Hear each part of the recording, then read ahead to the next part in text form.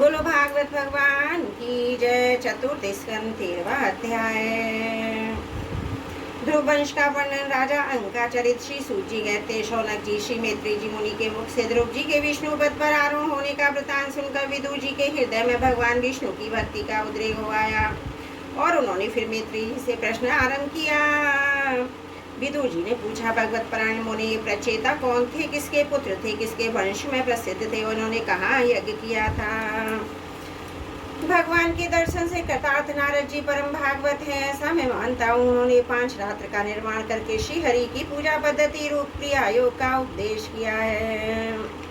जिस समय प्रचेतागण स्वधर्म का आचरण करते हुए भगवान यज्ञेश्वर की आराधना कर रहे थे, उसी समय भक्त प्रवर नारद जी ने ध्रुव का गुणगान किया था। ब्रह्मन उस स्थान पर उन्होंने भगवान की जिन जिन लीला कथाओं का वर्णन किया था, वे सब पूर्ण रूप से मुझे सुनाइए। मुझे सुनने की बहुत ही इच्छा है।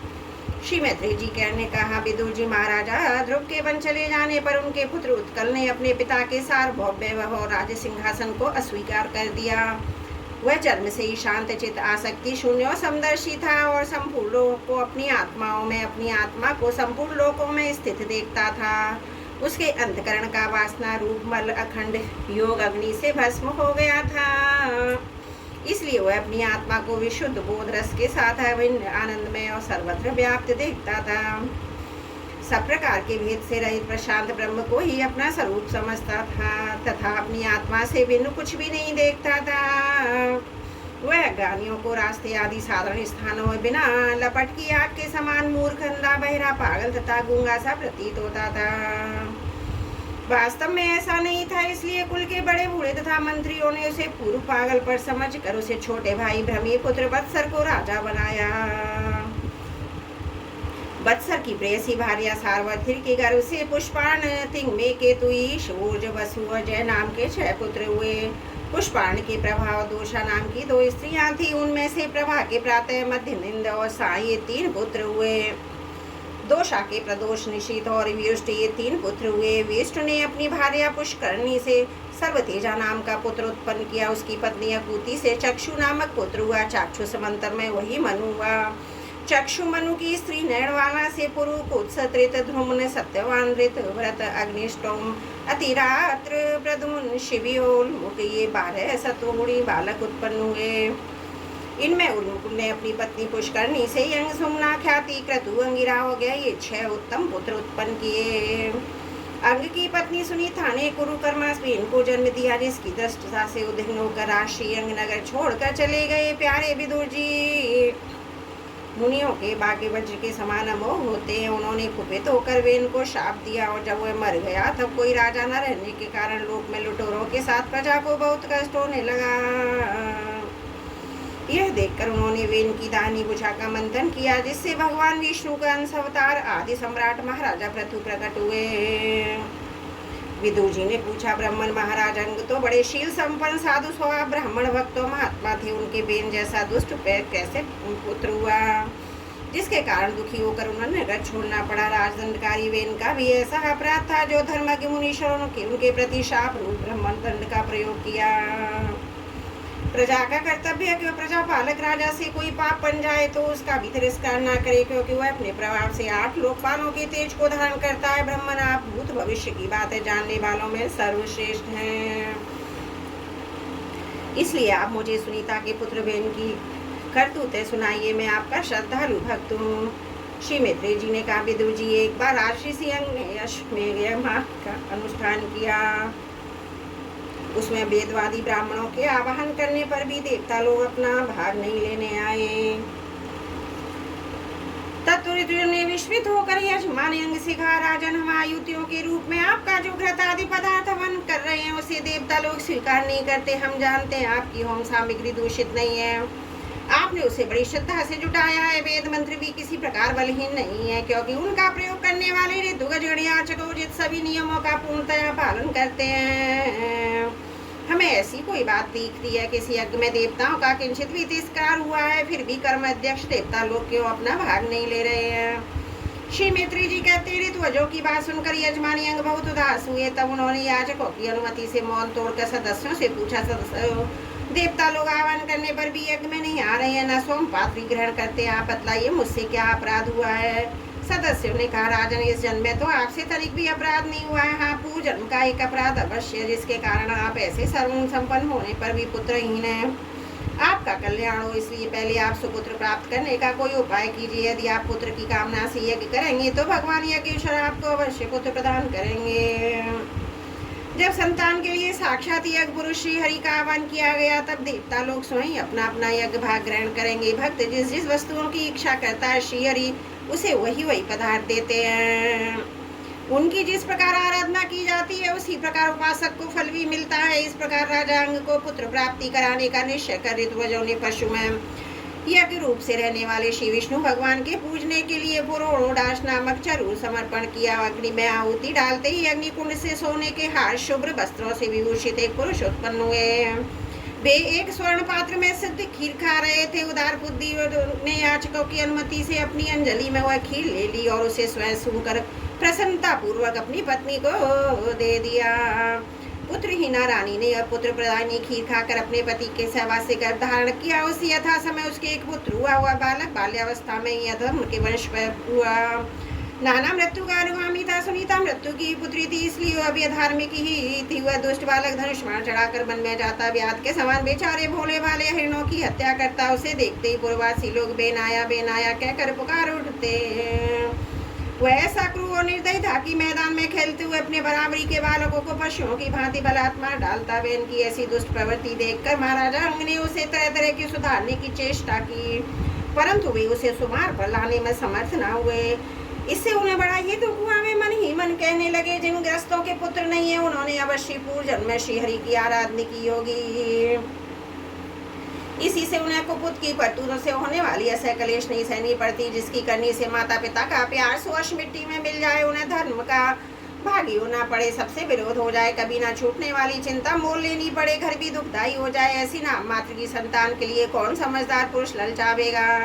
वह तो आत्मा के लिए एक प्रकार का मोह व बंधन ही है। मैं तो सपूत की अपेक्षा कुपूत को भी अच्छा समझता हूँ, क्योंकि सपूत को छोड़ने में बड़ा कलेश होता है। कुपूत घर को नरक बना देता है, इसलिए उससे सहज ही छुटकारा हो जाता है। इस प्रकार सोचते सोचते महाराजा को रात में नींद नहीं आई। उनका चित्तग्रस्ती से विरक्त हो गया। वे आधी रात के समय बिछौने से उठे। इस समय बहन की माता नींद में बेसुध पड़ी थी। राजा ने सबका मोह छोड़ दिया। उसी समय किसी को भी मालूम न हुआ। इस प्रकार चुपचाप उस्मान ऐश्वर्य से परे राजमहल से निकलकर वन को चल दिए। महाराजा विरक्त होकर घर से निकल गए। वह जानकर सभी प्रजाजन, पुरोहित, मंत्री और स्वधर्म आदि अत्यंत शोकाकुल होकर पृथ्वी पर उनकी खोज करने लगे। ठीक वैसे ही जैसे योग का यथार्थ रहस्य न जानने वाले पुरुष अपने हृदय में छिपे हुए भगवान को बाहर खोजते हैं। जब उन्हें अपने स्वामी का कहीं पता नहीं, तब भी निराश होकर नगर में लौट आए।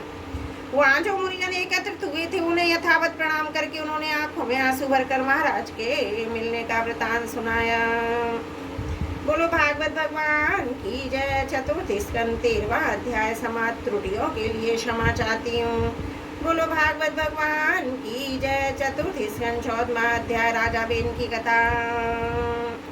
श्री मैत्री जी कहते हैं, वीरवर विदुर जी, सभी लोगों की कुशल चाहने वाले भृगु आदि मुनियों ने देखा, अंक चले जाने से पृथ्वी की रक्षा करने वाला कोई नहीं रह गया। सब लोग पशुओं के समान राक्षस होते जा रहे थे। तब उन्होंने माता सुनीता की सम्मति से मंत्रियों के सहमत न होने पर बेन को भूमंडल के राजपद अवशिष्ट कर दिया।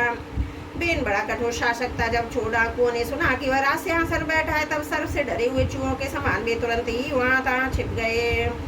राजस्थान पानी पर बेन 8 लोकपालों के ऐश्वर्य कला के कारण उन्मत्त हो गया। अभिमान वश अपने कोई सबसे बड़ा मानकर महापुरुषों का अपमान करने लगा। वह ऐश्वर्य मत से अंधा हो रथ पर चढ़कर निकृष्ट और गजराज के समान पृथ्वी और आकाश को कपाता हुआ सर्वत्र विचरने लगा। कोई भी दुजाति वर्ण का पुरुष कभी किसी प्रकार का यज्ञ दान और हवन न करे। अपने राज्य में ढिंढोरा पिटवाकर उसने सारे धर्म कर्म बंद करवा दिए। दुष्ट बेन का ऐसा अत्याचार देख सारे ऋषि मुनि एकत्र हुए। संसार पर संकट आया समझकर करुणावश आपस में कहने लगे, अहो, जैसे दोनों जलती हुई लकड़ी के बीच में रहने वाले चींटी और जीव महान संकट में पड़ जाते हैं, वैसे ही इस समय सारी प्रजा एक और राजा के और दूसरी ओर चोर डाकुओं के अत्याचार से संकट में पड़ गई। हमने अराजकता के भय से अयोग्य होने पर भी बेन को राज्य बना दिया था, किंतु उसने भी प्रजा को भय हो गया है। ऐसी अवस्था में प्रजा किस प्रकार सुख शांति मिल सकती है। सुनीता की गोद से उत्पन्न हुआ यह बेन स्वभाव से ही दुष्ट है, परंतु सांप को दूध पिलाने के समान इसको पालने वालों के लिए अनर्थ का कारण हो गया। हमने इसे प्रजा की रक्षा के लिए नियुक्त किया था, ये आज उसी को नष्ट करने पर तुला हुआ है। इतना सब होने पर भी उसे समझाना अवश्य चाहिए। ऐसा करने से उसके किए हुए पाप हमें स्पर्श नहीं करेंगे। हमने जानबूझकर दुराचारी बेन को राजा बनाया था, किंतु यदि समझाने पर भी वो हमारी बात नहीं मानेगा तो लोकपालों के धिक्कार और दग्ध इस दुष्ट को हम अपने तेज से भस्म कर देंगे। ऐसा विचार करके मुनि लोग बेन के पास गए और अपने क्रोध को छिपाकर उसे प्रिय वचनों से समझाते हुए इस प्रकार कहने लगे। मुनियों ने कहा, राजन, हम आपसे जो बात कहते हैं उस पर ध्यान दीजिए, इससे आपकी आयुषी बल और कीर्ति की वृद्धि होगी। तात यदि मनुष्य मन, वाणी और शरीर बुद्धि से धर्म का आचरण करे तो उसे स्वर्ग आदि शोक रहित लोकों की प्राप्त होती है। यदि उसका निष्काम भाव हो तब भी वह धर्म से अपना मोक्ष पद पर पहुंचा देता है। इसलिए वीरवर प्रजा का कल्याण रूप धर्म आपके कारण नष्ट नहीं होना चाहिए। धर्म के नष्ट होने से राजा भी ऐश्वर्य से च्युत हो जाता है। जो राजा दुष्ट मंत्री और चोर आदि से अपनी प्रजा की रक्षा करते हुए न्यायानुकूल कर देता है, वह इस लोक में और परलोक में दोनों जगह सुख पाता है। जिसके कारण नगर में वर्णाश्रम धर्मों का पालन करने वाले पुरुष स्वधर्म पालन के द्वारा भगवान यज्ञ पुरुष की आराधना करते हैं।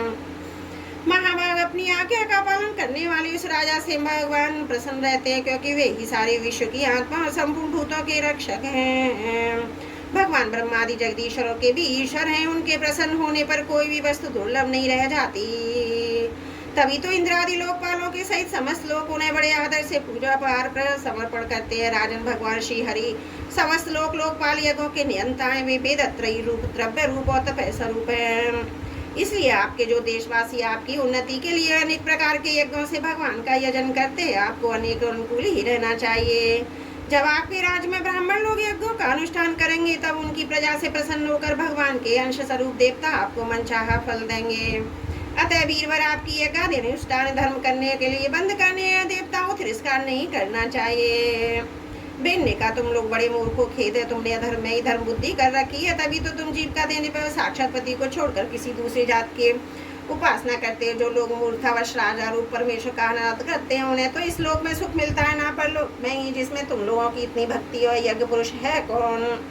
यह तो ऐसी बात हुई जैसे उल्टा स्त्रियां अपने भाई पति से प्रेम न करके किसी पुरुष में आसक्त हो जाएं। विष्णु, महादेव, ब्रह्मा, इंद्र, वायु, यम, सूर्य, मेघ, कुबेर, चंद्रमा, पृथ्वी, अग्नि और वरुण और उनके अतिरिक्त जो दूसरे वरों शाप देने वाले समर्थ देवता हैं, वे सबके सब राजा के शरीर में रहते हैं। इसलिए राजा सर्वदेवमय है, देवता उसके अंश मात्र है। इसलिए ब्राह्मणों, तुम मत मत्सरता छोड़कर अपने सभी कर्मों द्वारा एक मेरा ही पूजन करो, मुझी को बलि समर्पण करो। भला मेरे सिवा और कौन अग्र पूजा का अधिकारी हो सकता है। श्री मैत्री जी कहते हैं, इस प्रकार विपरीत बुद्धि के होने के कारण अत्यंत पापी कुमार परगामी था, उसका पुण्य क्षीण हो चुका था। इसलिए मुनियों के बहुत विनय पूर्वक प्रार्थना करने पर भी उसकी बात ध्यान न दिया। कल्याण रूपी जी अपने को बड़ा बुद्धिमान समझने वाले बेन ने जब उस मुनियों का इस प्रकार अपमान किया तब अपनी मांग को व्यर्थ हुआ देख वे उस पर अत्यंत कुपित हो गए। मार डालो, इस स्वभाव से ही दुष्ट पापी को मार डालो। यदि जीता रह गया तो कुछ ही दिनों में संसार को अवश्य भस्म कर डालेगा।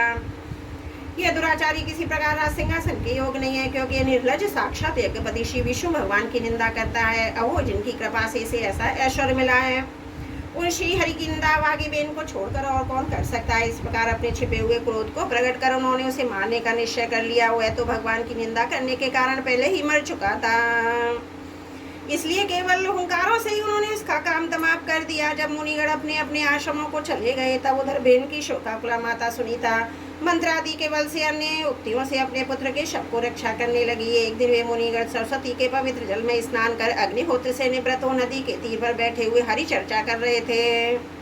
उन दिनों लोगों में आतंक फैलाने वाले बहुत से उपद्रव होते देखकर वे आपस में कहने लगे, आजकल पृथ्वी का कोई भी रक्षक नहीं है, इसलिए चोर डाकुओं के कारण उसका कुछ अमंगल तो नहीं होने वाला। ऋषि लोग ऐसा विचार कर ही रहे थे कि उन्होंने सब दिशाओं में धावा करने वाले चोर डाकुओं के कारण उठी हुई बड़ी भारी धूल देखी। देखते ही वे समझ गए राजा बेन के मर जाने के कारण देश में अराजकता फैल गई है, राज शक्तिहीन हो गया, चोर डाकू बढ़ गई है, सारा उपद्रव लोगों का धन लूटने वाले तथा एक दूसरे के खून प्यासे लुटेरों का है। अपने तेज से अपने तपोबल से लोगों को ऐसी कुवृत्ति से रोकने में समर्थ होने पर भी ऐसा करने पर शादी दोष देकर उन्होंने इसका कोई निवारण नहीं किया। फिर सोचा कि ब्राह्मण यदि समदर्शी शांत स्वभाव भी हो तो भी तीनों की उपेक्षा करने से उसका तप उसी प्रकार नष्ट हो जाता है जैसे फटे हुए घड़े में जल। बहजात फिर ऋषियों का वंश भी नष्ट नहीं होना चाहिए, क्योंकि उनमें अनेक अमोघ शक्तियां परायण राजा हो चुके। ऐसा निश्चय कर उन्होंने मृत राजा को जांग को जोर से मथा तो उसमें एक बौना पुरुष उत्पन्न हुआ। वह कोयल के समान काला था। उसके सभी अंग खासकर भुजाएं बहुत छोटी थी, जबड़े बहुत बड़े, टांगें छोटी, नाक चपटी, नेत्र लाल और केश तांबे से रंग के थे। उसने बड़ी दीनता और नम्र भाव से पूछा कि मैं क्या करूं। तो ऋषियों ने कहा निषाद बैठ जा। इसी से निषाद कहलाया। उसने जन्म लेते ही राजा बेन के भयंकर पापों को अपने ऊपर ले लिया, इसलिए उसके वंशधर निषाद भी हिंसा, लूटपाट आदि पाप कर्मों में रत रहते हैं। अतः वे गाँव और नगर में न टिक कर वनों पर्वतों में ही निवास करते हैं। बोलो भागवत भगवान की जय। चतुर्थी स्कंद 14वां अध्याय समाप्त। बोलो भागवत भगवान की जय। चतुर्थी स्कंद 15वां अध्याय। महाराजा पृथु का आविर्भाव और राज्याभिषेक। श्री मैत्री जी कहते हैं, विदुर जी, इसके बाद ब्राह्मणों ने पुत्रहीन राजा वेन को भुजाओं का मंथन किया। तब उसमें से एक स्त्री पुरुष का जोड़ा प्रकट हुआ। ब्रह्मादि ऋषि इस जोड़े को उत्पन्न हुआ देखो से भगवान का अंश जान बहुत प्रसन्न हुए और बोले। ऋषियों ने कहा, यह पुरुष भगवान विष्णु की विश्वपालनी कला से प्रकट हुआ है और ये स्त्री उन परम पुरुष की अनपायनी कभी अलग न होने वाली शक्ति लक्ष्मी जी का अवतार है। इनमें से जो पुरुष है वह अपने स्वश का प्रथम विस्तार करने के कारण परम यशस्वी पृथु नामक सम्राट होगा। राजाओं में ये सबसे बड़ा होगा। यह सुंदर दांतों वाली एवं गुणों आभूषणों कोई भी विभूषित करने वाली सुंदरी इन पृथु को ही अपना पति बनाएंगे। इनका नाम अर्ची होगा। पृथु के रूप में साक्षात श्री हरिवंश ने ही संसार की रक्षा के लिए अवतार लिया है और अर्ची के रूप में निरंतर भगवान की सेवा में रहने वाली उनकी नित्य सहचरी श्री लक्ष्मी जी प्रकट हुई हैं। श्री मैत्री जी कहते हैं, विदुर जी, उस समय ब्राह्मण लोग पृथु की स्तुति करने लगे। श्रेष्ठ गंधर्वों ने गुणगान किया, सिद्धों ने पुष्पों की वर्षा की, अप्सराएं नाचने लगी, आकाश में शंख, तुरई, मृदंग और धुंदवी आदि बाजे बजने लगे। समस्त देवता ऋषि और पितर अपने अपने लोकों से वहां आए। जगत गुरु ब्रह्मा जी देवता और देवेश्वरों के साथ पधारे।